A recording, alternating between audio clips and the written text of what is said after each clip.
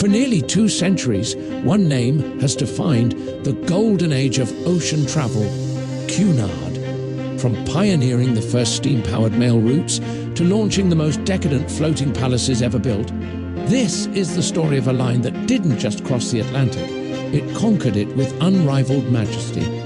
This is the history of the Cunard Line.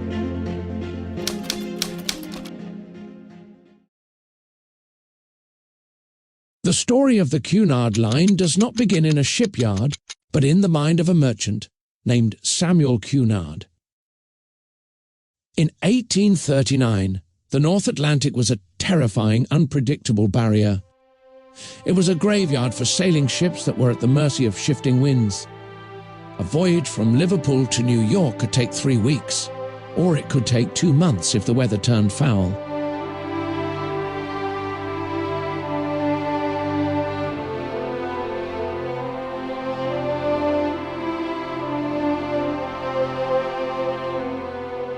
Samuel Cunard, a Nova Scotian with a mind for logistics, saw a gap in the market. After securing a lucrative contract from the British Admiralty, the RMS Britannia was launched in 1840. The Britannia was a wooden-hulled paddle steamer measuring 63 meters in length, and she was powered by 2 side-lever engines, turning 2 massive wooden paddle wheels at a steady 9 knots. She was designed to carry 115 passengers, along with 225 tons of cargo and the vital Royal Mail.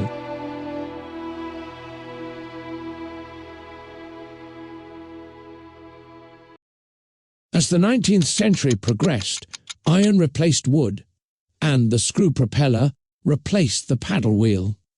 The Atlantic became a highway of empires, and Cunard had to innovate to stay ahead of American and German rivals. In 1893, Cunard launched the RMS Campania, a ship that truly embodied the classic luxury liner image. The Campania was a powerhouse, featuring 2 5-cylinder triple expansion engines, the largest ever built, producing 30,000 horsepower. This allowed her to sprint at 22 knots, capturing the blue riband on her maiden voyage.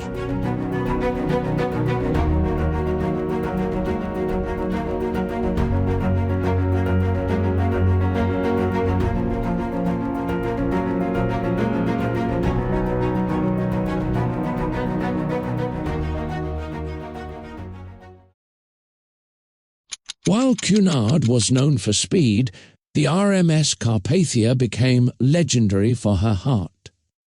She was never intended to be a flagship. She was a sturdy, intermediate vessel built primarily for the immigrant trade between Europe and the Mediterranean. On the night of April 15, 1912, her wireless operator heard a call from the RMS Titanic. Captain Arthur Rostron ordered all heating and hot water turned off to divert every ounce of steam to the engines. He navigated the Carpathia through lethal ice fields and rescued 705 survivors, cementing her name in maritime history.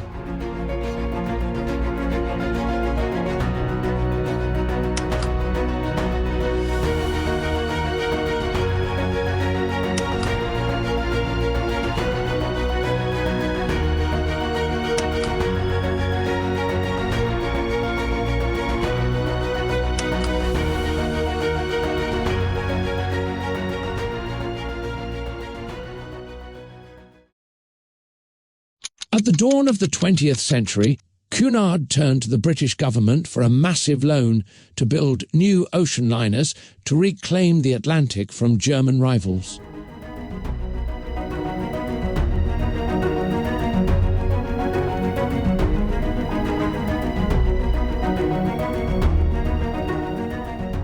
The RMS Lusitania and RMS Mauretania emerged as symbols of speed, prestige and national pride for the Cunard Line.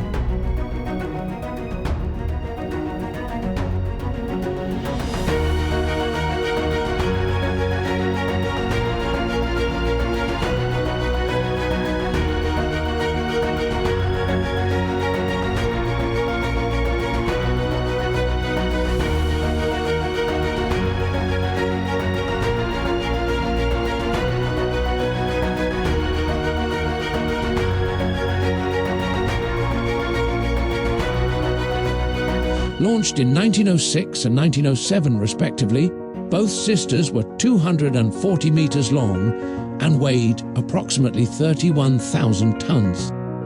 These were the first major liners to use Parsons steam turbines, which replaced thumping pistons with a smooth, high-speed rotation. With 4 propellers and 68,000 shaft horsepower, they were built for pure speed. The Mauretania was the darling of the empire. She captured the Blue Riband in 1907 and held it for 22 consecutive years, a record that remains the longest in history.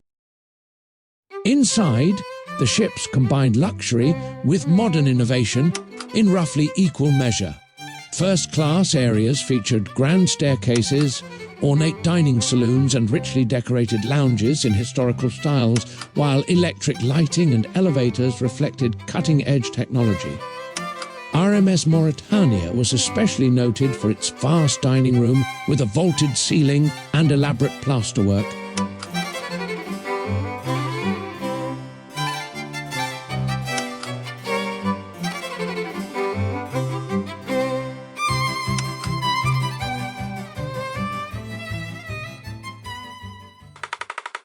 During World War I, both ships were drawn into the conflict in different ways.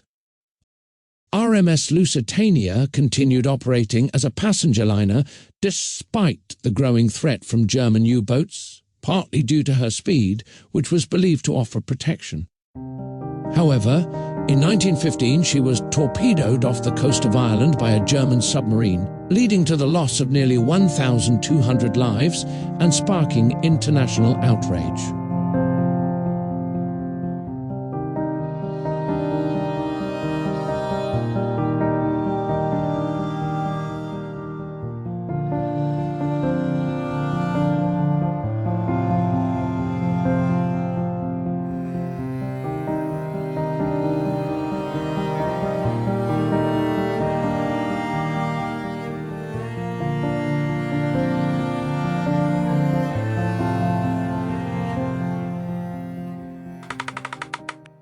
Mauretania, by contrast, was requisitioned by the British government and converted into a troop ship and later a hospital ship. Her high speed made her ideal for transporting troops across the Atlantic while evading submarine threats.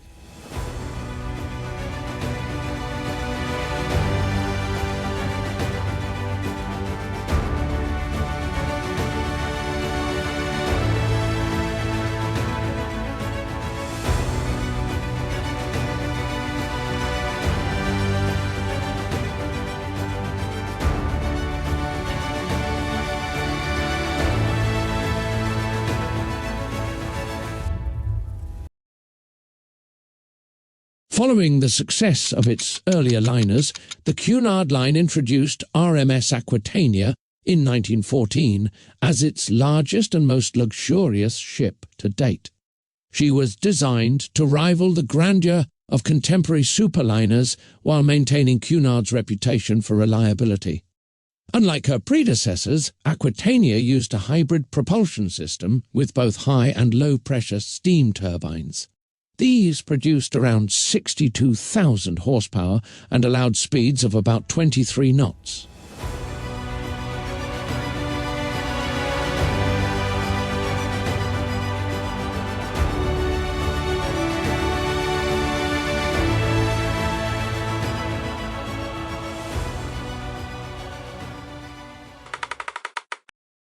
Though slightly slower than RMS Mauretania, she focused more on comfort and scale.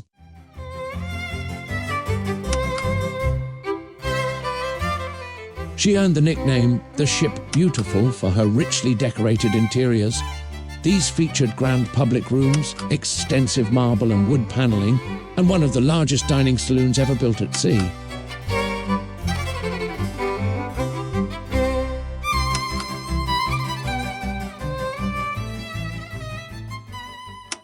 Shortly after entering service, her career was interrupted by World War I, during which she served as both a troop ship and a hospital ship.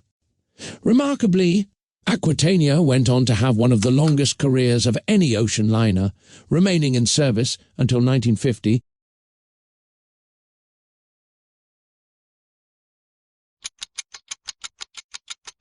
The 1930s were a period of crisis.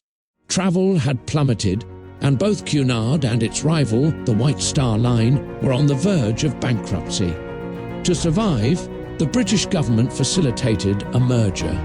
In 1934, Cunard White Star was born. Their first great achievement was finishing hull 534, which became the RMS Queen Mary.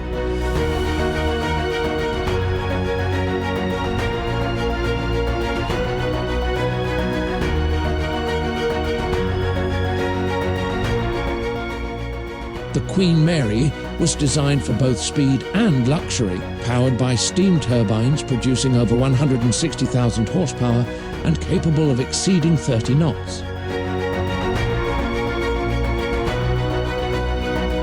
Her interiors reflected the Art Deco style of the period, with sleek lines, modern materials, and grand public spaces that emphasized both elegance and scale. She quickly captured the blue riband, reclaiming transatlantic prestige for Britain. But her reign would not last long. A second, even larger Cunard liner was already under construction, the RMS Queen Elizabeth.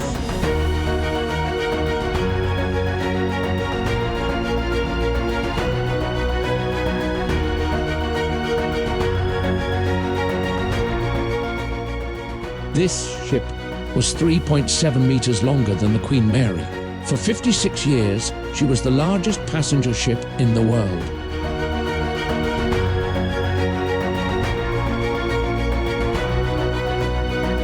When World War II erupted, the Queens were stripped of their finery and painted drab grey. They became the Grey Ghosts.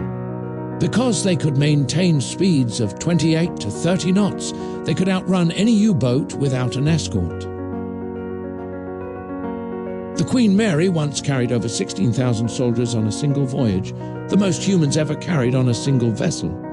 Men slept in the foyers, in the bathtubs, and took turns in the bunks, in shifts. Winston Churchill estimated that these two ships shortened the war in Europe by at least a full year.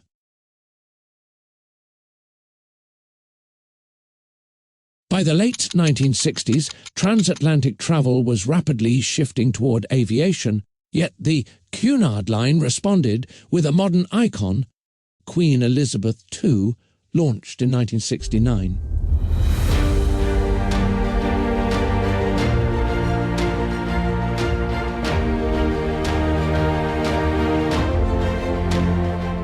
Unlike her predecessors, she was designed as both an ocean liner and a cruise ship, allowing her to remain economically viable in an era dominated by air travel.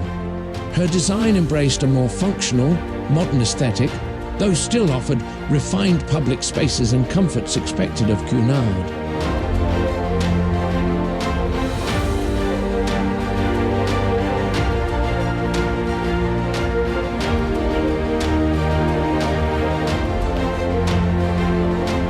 Queen Elizabeth II became one of the most beloved ships of her era, operating for over 40 years before her retirement in 2008, symbolizing the transition from the age of ocean liners to modern cruising.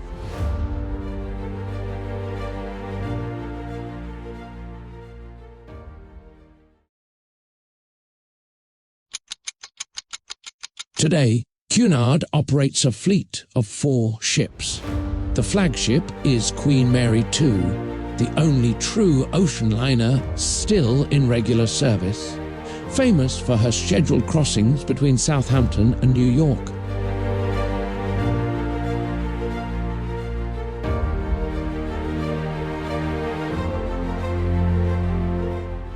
Alongside her are Queen Victoria and Queen Elizabeth, both elegant cruise ships that sail worldwide itineraries ranging from the Mediterranean to Alaska and Australia.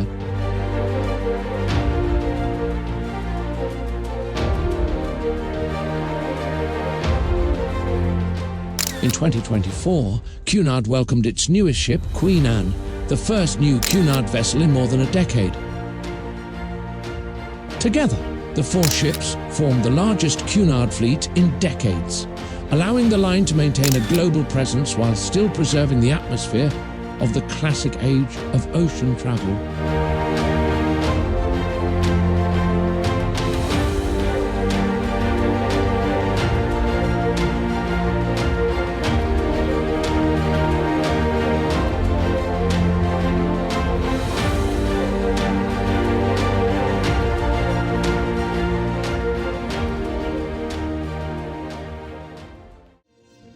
The Cunard Line remains a living bridge to a more elegant era. While the world moves faster every day, Cunard reminds us that the journey is just as important as the destination.